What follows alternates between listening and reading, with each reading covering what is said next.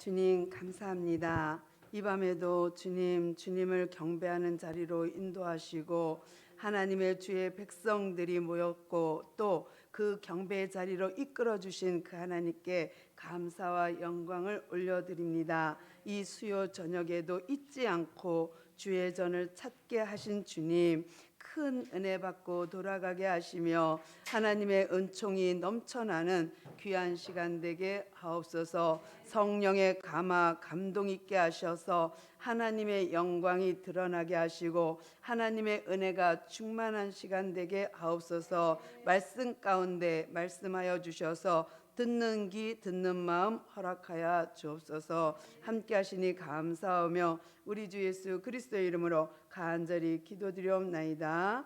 아멘. 할렐루야.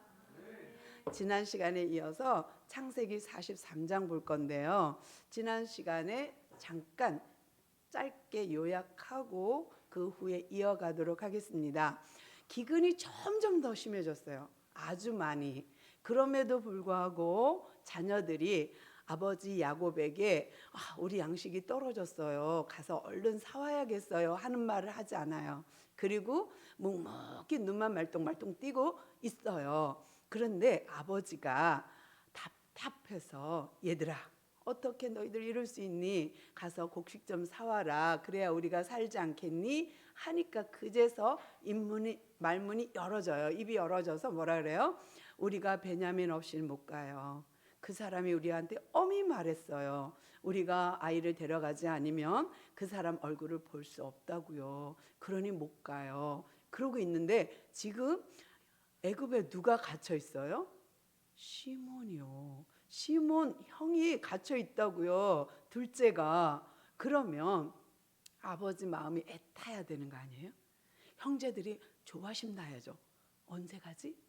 빨리 가야 되는데 이래야 정상인데 이들이요 정말 쌀독에 쌀바가지 소리가 들릴 정도로 그때까지 말을 하지 않고 기다려요. 그러다가 이제 겨우겨우 이제 죽게 생겼어. 이거 조금만 있으면 완전 바닥을 드러내게 생겼어. 갔다가 올 때까지 못 먹을 지경에 왔어요. 이제 남은 쌀이 얼마 안 남았어. 그러니 어떻게 해요? 아버지가 입을 열 수밖에.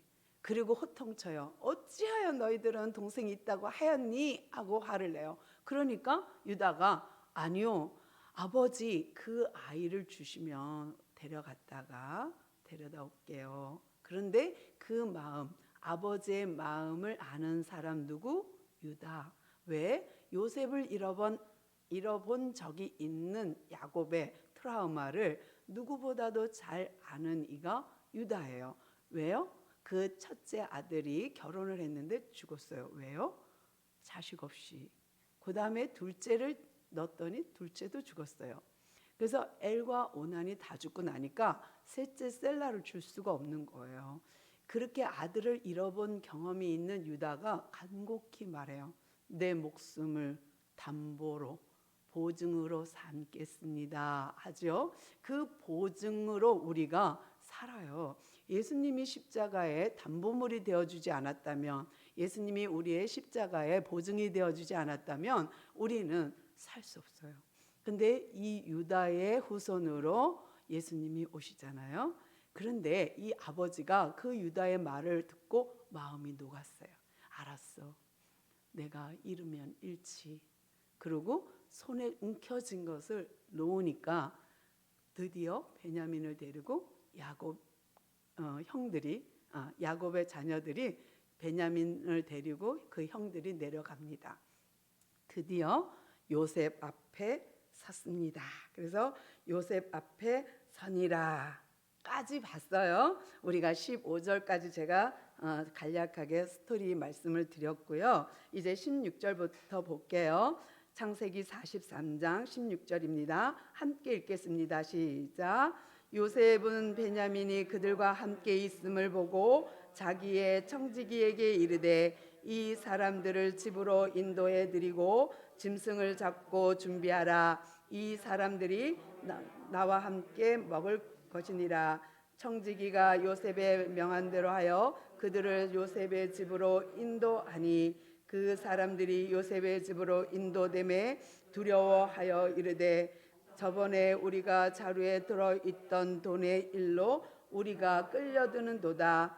이는 우리를 억류하고 달려들어 우리를 잡아 노예로 삼고 그들의 나귀를 빼앗으려 함이로다 하고 그들이 요셉의 집 청지기에게 가까이 나아가 그 가문에서 그에게 말하여 이르되 내 주여 우리가 전번에 내려와서 양식을 가지고 이번에 이르러 자루를 풀어본즉 각 사람의 돈이 전에 그대로 자루 어기에 있기로 우리가 도로 가져왔고 양식을 잘 사는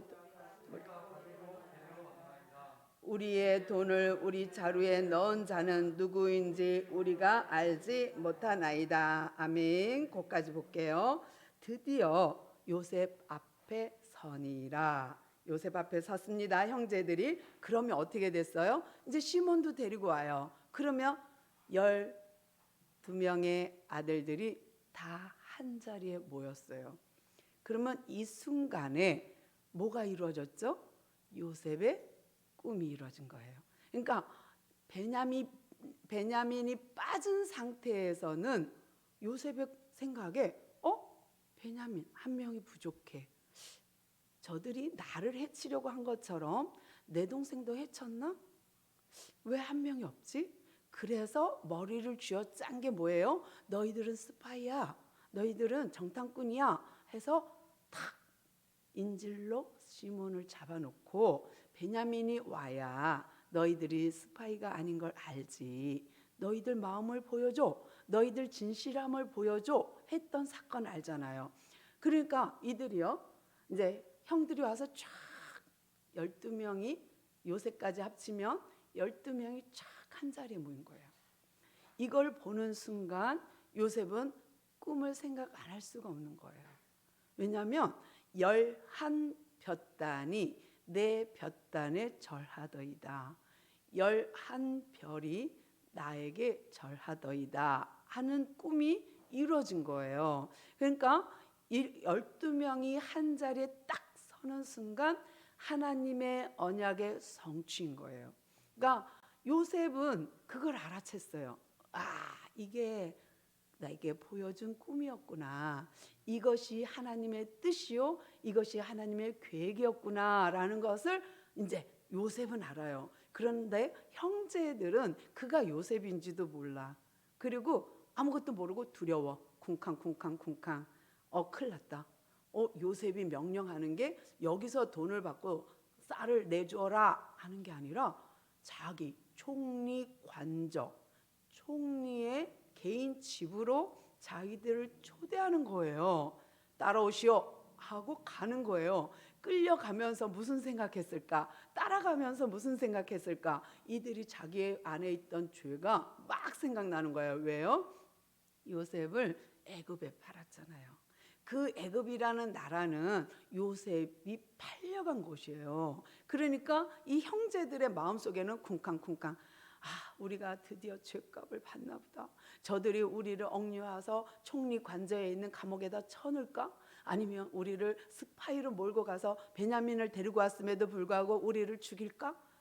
그들의 생각이 막 오만 생각이 다 지나갔을 거예요. 왜요? 자기들의 죄가 생각나서. 우리도 신앙생활 하면서 혹 우리가 어떤 환난, 어떤 어려움이 탁 닥치면 뭐부터 생각해요? 내가 뭐 잘못했지? 하나님 왜 나한테 이런 일이 생기게 하셨지? 그러면서 은근슬쩍 자기의 죄를 기억하거든요. 그러니까 이들도 마찬가지예요. 드디어 우리가 동생을 애굽에 팔아먹은 그것을 우리가 이제 결국 당하는구나. 우리의 나귀도 우리의 돈도 우리도 다 이들이 잡아다가 노예로 삼으려나 보다 하고 굉장히 걱정했어요. 그러니까 나온 행동이 뭐예요? 종에게, 청지기에게 절을 하면 뭐라 그래요? 굽신굽신하면 뭐라 그래요? 우리가 지난번에 가다가 여관에 들려서 보니까 쌀 자루 어귀에 우리가 드렸던 돈이 그냥 있더이다. 그래서 그걸 갖고 왔고 이번에는 쌀값을 더 많이 갖고 왔나이다. 그러면서 혹여 자기들이 그런 자루에 있던 돈을 저들이 트집 잡아서 노예를 삼을까 봐 그러면서 걱정하면서 여기 돈도 갖고 왔고요. 쌀값도 갖고 왔어요. 라고 말해요. 그런데요. 참 재미있게도 청지기보다도 못한 형들의 믿음을 볼 수 있어요. 이들은 되게 불안하죠. 그런데 신기하게도 요셉의 청지기, 요셉의 종, 이 사람은요 더 하나님을 신뢰하고 더 믿음의 고백을 한다는 것이에요. 정말 신기하고 놀랍죠. 23절부터 함께 읽겠습니다. 시작. 그가 이르되 너희는 안심하라, 두려워하지 말라. 너희 하나님 너희 아버지의 하나님이 재물을 너희 자루에 넣어 너희에게 주신 것이니라. 너희 돈은 내가 이미 받았느니라 하고 시몬을 그들에게 이끌어내고 그들을 요셉의 집으로 인도하고 물을 주어 발을 씻게 하며 그들의 나귀를 먹게 그들이 거기서 음식을 먹겠다 함을 들었으므로 예물을 정돈하고 요셉이 정오에 오기를 기다리더니 요셉이 집으로 오매 그들이 집으로 들어가서 예물을 그에게 드리고 땅에 엎드려 절하니. 아멘. 청지기의 말이 대단하지 않아요? 여러분 안심하세요. 걱정하지 마세요. 이 청지기의 말 이 한마디가 정말 대단한 신앙 고백이에요.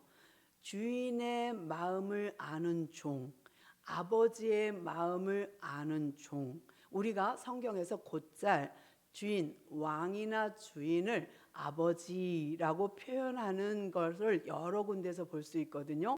아브라함이 자식이 없을 때 엘리에셀을 마치 자녀처럼 대우했고요. 그 엘리에셀은 정말 아버지처럼 대우했다는 것을 우리는 너무 잘 알아요.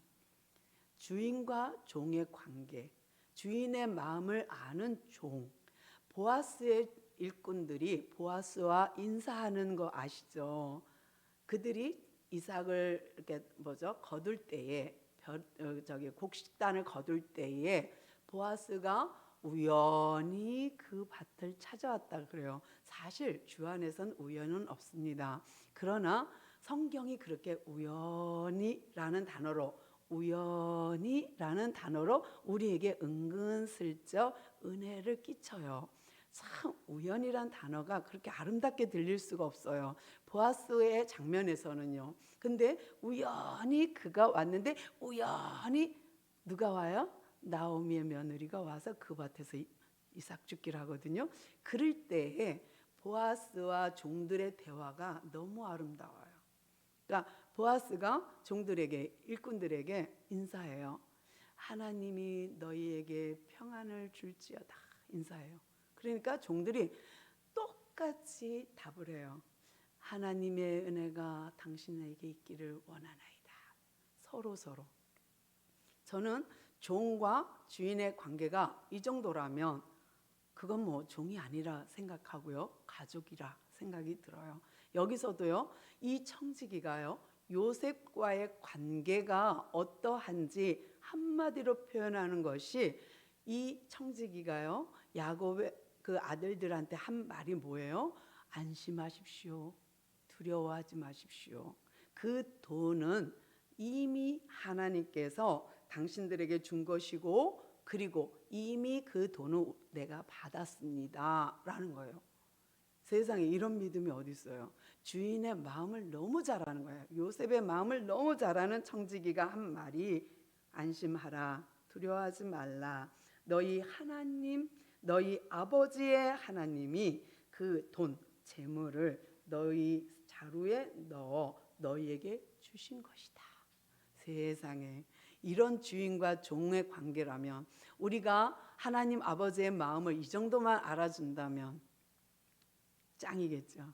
정말 아버지의 마음을 아는 종, 주인의 마음을 아는 종, 이 관계. 그래서 우리의 신앙은요, 관계예요. 권사님과 저와의 관계, 목사님과 저의 관계, 우리 성도와 성도의 관계 속에서 하나님이 영광 받으세요. 그러니까 그 관계가 맨날 울그락불그락 하면 하나님의 영광 받기가 힘들어요. 그런데요, 우리 관계가 너무 서로 알아주잖아요. 아버지의 마음을 알아주는 아들, 또 종의 마음을 알아주는 주인, 주인의 마음을 알아주는 종, 이런 관계, 하나님과의 우리의 관계가 정말 중요해요. 이 관계가 좋으면요, 모든 게 은혜가 돼요. 여기서 선포되는 말씀이 별로 그냥 그렇다 할지라도 은혜돼요. 여기서 아무리 좋은 말씀이 선포되어도요, 관계가 안 좋으면요, 하나도 안 들려요. 그 신기하죠?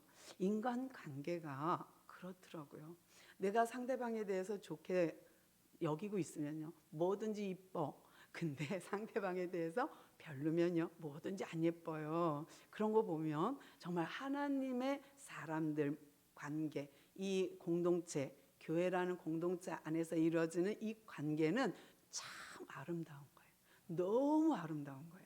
세상에서 볼 수 없는 아름다움이에요. 근데 제가 한번 여담을 한다면, 사적인 이야기를 한다면, 누가 이런 말 하더라고요. 예수 안 믿는 사람은 술 안 먹어도 저렇게 재밌게 놀아? 그런 얘기를 들은 적이 있어요. 그러니까 친구들 모임에 가면 저는 잘 못 가요. 가면 하도 막 놀려대갖고, 너가 전도사라며? 이러면서 놀려요. 그러면서 은근슬쩍 취기가 들어가잖아요. 여자 친구들도 너무 잘 먹어요. 그런데 취기가 들어가면 나한테 막 술을 권하기도 하고, 은근슬쩍 비아냥하기도 하고, 은근슬쩍 성도에 대해서 내가 아는 누구는 걔는 교회에서 어쩌고저쩌고 막 이렇게 나쁜 소리를 쫙 늘어나요. 그래서 친구들 모임에 가는 걸 되게 힘들어 하면서도 하도 오라 그러니까 한 2년, 3년마다 한 번 가요. 억지로 한 번 어쩔 수 없이 가요. 그러면 또 가시방석인 거예요. 그런데 그 속에서 내가 귀에 들린 거는, 어떻게 술 안 먹어도 너희들 그렇게 잘 놀아? 이 소리였어요. 그래서 내가 주 안에 있으면 그래 버렸어요. 그랬더니 친구가 놀리느라고 술주자를 얘기하는 거예요. 그래서 아니, 진짜 성령 안에 있으면 모든 것이 즐겁고 모든 것이 기뻐. 그래서 술 안 먹어도 너희들 못지않게 나 기쁘게 놀 수 있거든 하고서는 넘긴 적이 있거든요. 그런데 진짜 그래요. 우리가 관계가 너무 중요한 거예요. 관계가 좋으면 은혜가 됩니다. 여기서 요셉과 그 종 청지기의 관계를 우리는 살펴볼 수 있고요. 이 고백이, 청지기의 고백이 대단해요. 그러면서 너희의 돈은 내가 이미 받았느니라 하고 시몬을 그들에게 데려왔어요. 무사한 것을 그들에게 보여주지요. 그리고 청지기가요, 그들을 요셉의 집으로 인도해서 조금만 기다리세요. 직무를 끝나면, 업무가 끝나면 점심 먹으러 집으로 오면 그때 여러분과 함께 식사하신답니다. 기다리세요 하는 거예요. 근데 이 청지기가, 내가 한번 생각해 봤어요. 애굽말로 했을까요? 히브리 말로 했을까요? 이들은요, 요셉이 애굽말을 함으로 요셉의 말을 알아듣지 못했어요. 그리고 은근히 요셉은 통역관을 두었어요. 다 알아들으면서. 그러니까 17살까지 히브리 말을 썼는데 왜 모르겠어요. 그런데도 형들을 은근 속이기 위해서 그들 앞에서 통역관을 두고 말했거든요. 그러니까 더 속았어요. 요셉의 그 형들은 더 많이 속은 거예요. 그런데 이 청지기가, 요셉의 청지기가 히브리 말을 얼마나 잘했을까?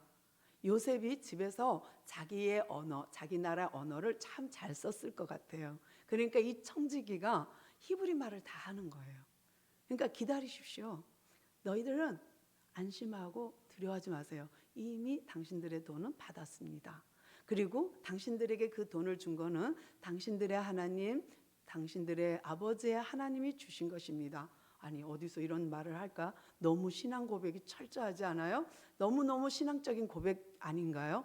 너무너무 귀한 말 아닌가요? 저는요, 은근히 이 글을 읽으면서, 야, 요셉이 관계도 좋았지만 청지기한테 히브리 말을 가르쳤구나. 아니면 히브리 말로 집안에서 많이 이야기했구나. 그러니까 그 청지기가 형들에게 이렇게 요셉의 마음, 하나님의 마음을 잘 잘 설명하는구나라는 생각을 해보았습니다.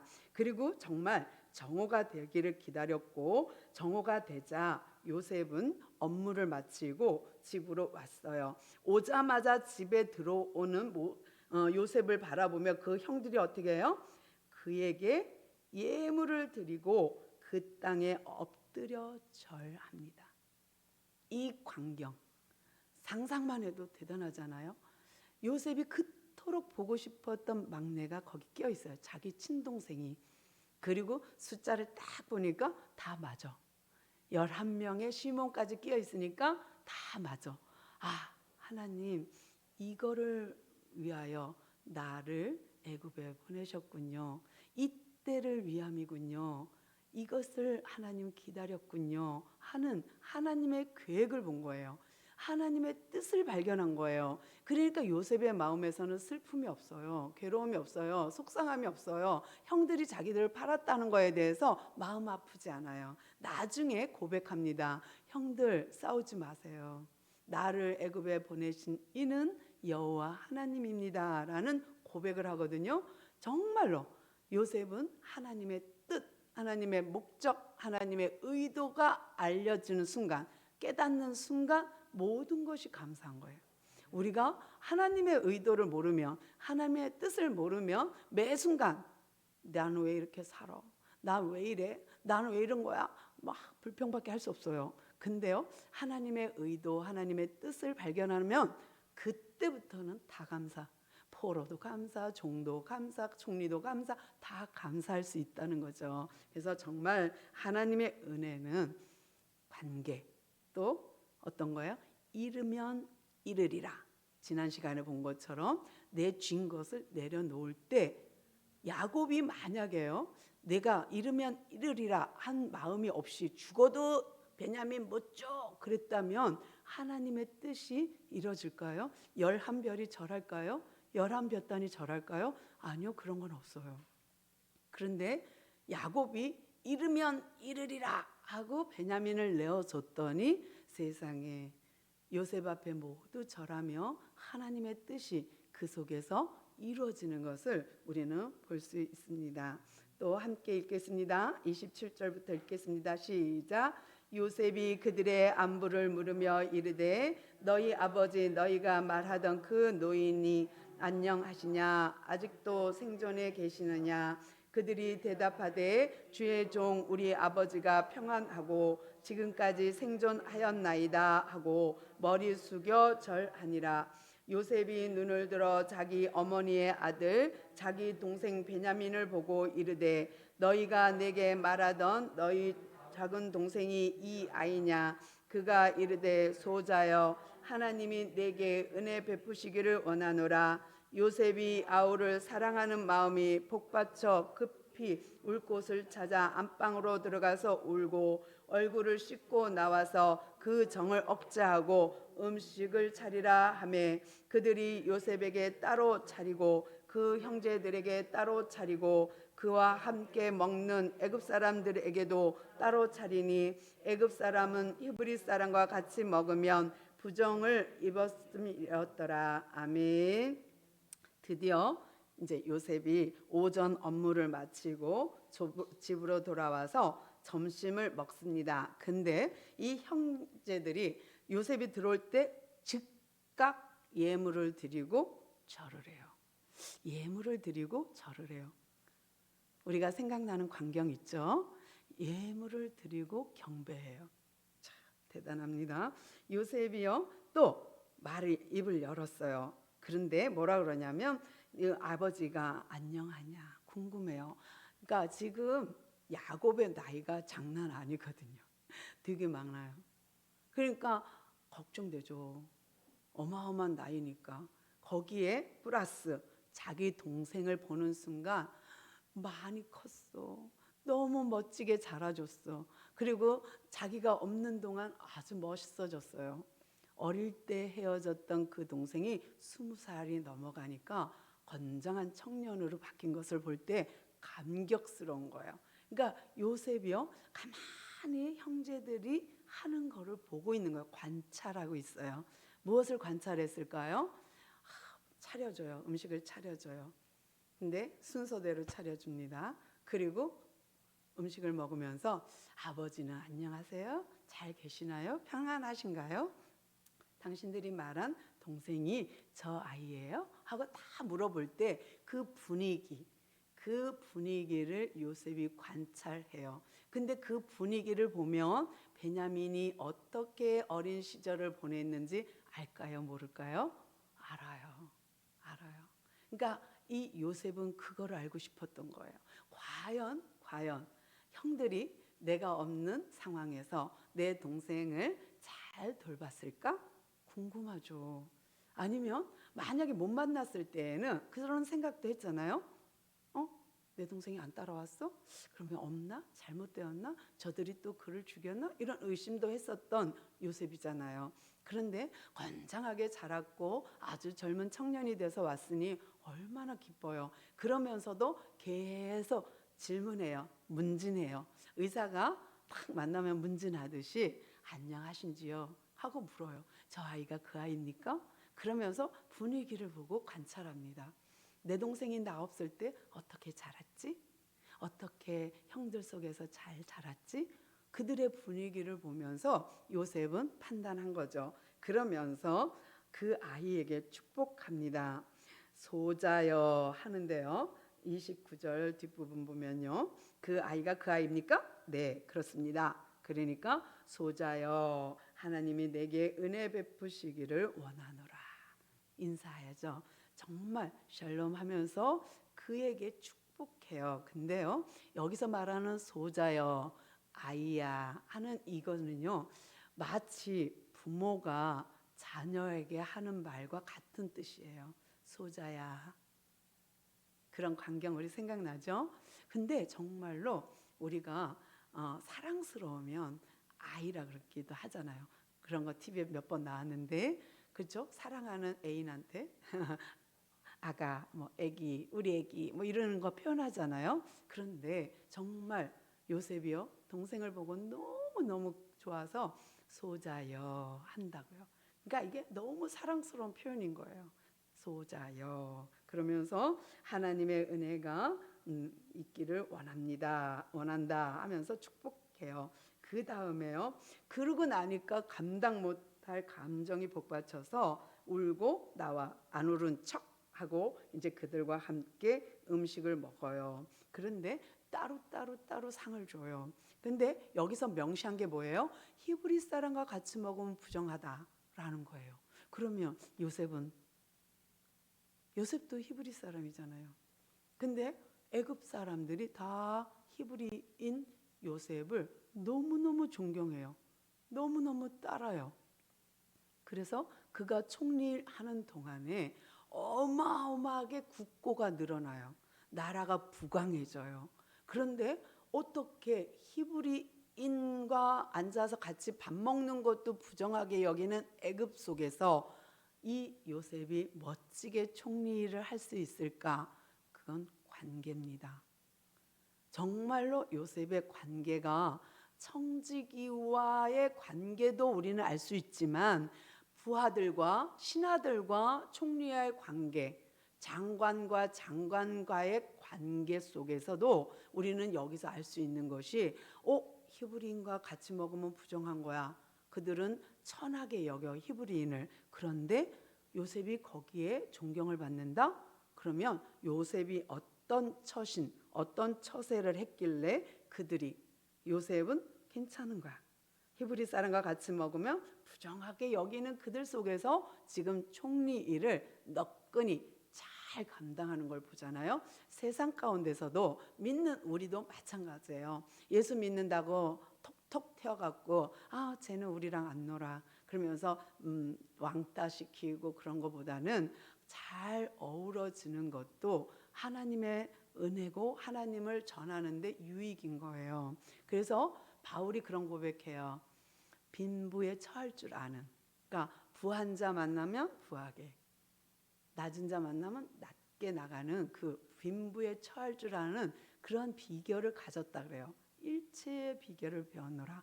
그 주 안에서 가능한 거예요. 우리가 정말로 주 안에 있다면 이런 관계는 자연스럽게 이어지겠지요. 우리가 정말 그런 은혜가 있기를 바랍니다. 또 나머지 33절부터 읽겠습니다. 시작. 그들이 요셉 앞에 앉되 그들의 나이에 따라 앉히게 되니 그들이 서로 이상히 여겼더라. 요셉이 자기 음식을 그들에게 주되 베냐민에게는 다른 사람보다 5배나 주매 그들이 마시며 요셉과 함께 즐거워하였더라. 아멘. 이제 어느 정도 경계가 무너진 것을 보게 됩니다. 그 사이에 요 짧은 음식 먹는 사이에 요셉이 어떻게 했길래 그 형들의 경계가 다 무너졌어요. 그리고 먹으면서 즐거워해요.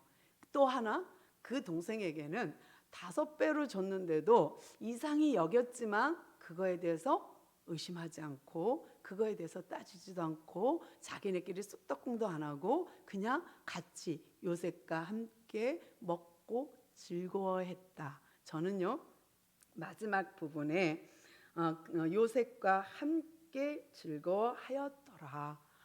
이 기절이 너무 좋은 거예요. 요셉이 그 짧은 순간에 그 잠깐의 식사 시간에 어떻게 했길래 형들의 그 무장이 다 해제되었을까? 조금 전만 해도 와갖고 우리가 죽으면 어떡하지? 우리를 잡아 노예로 삼으면 어떡하지? 우리의 돈을 갖고 왔는데 우리를 오해해갖고 우리를 잡으면 어떡하지? 했던 이 무서운 두려운 이 경계가 어떻게 요셉이 딱 들어오니까 그들이 납죽 엎드려 절했던 그들이 함께 식사하는 동안에 이렇게 무장 해제가 될까? 너무 좋은 거 있죠. 그래서 함께 즐거워요 먹었다 하는 거를 보면서 하나님 나도 사람들이 만나면 무장 해제됐으면 좋겠어요 하는 생각했거든요. 우리가 하나님을 믿는 하나님의 백성으로서 이 땅에 산다면 이 정도의 포지션, 이 정도의 어떤 위격은 자리는 갖춰야 되지 않을까 생각해 봤습니다. 기도하겠습니다.